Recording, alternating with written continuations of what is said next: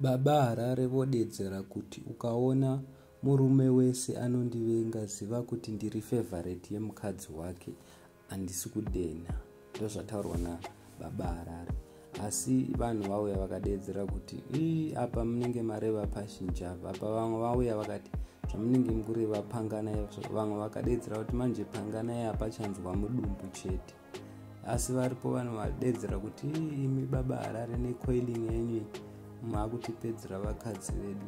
Vamwe vadedzera kuti Baba Harare imi tikakuona tichakurovai, coiling yenyu haina kunaka. Vamwe vakadedzera kuti Lili mukadzi wapanganai apa munomutora muchimhanya. Vamwe vakadedzera kuti takatomirira kuti tione kuti izvi zvichaitika.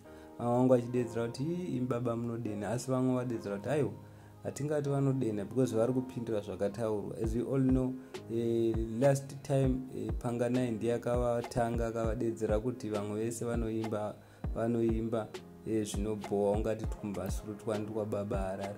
Of which vamwe vadedzera vasikana vanga vari pacomment section vadedzera kuti panganai nemaondera akaita anorohwa akatyoka. Baba Harare vakasimba, vane zvinhu zvakawanda zvisina panganai. Ndozvataurwa nevanhu.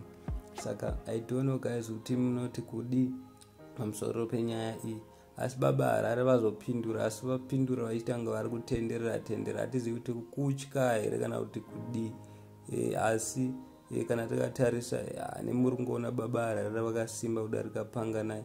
Panganai anogona kungogadziswa pasi, kungodzikamiswa zvisina kana kupokana.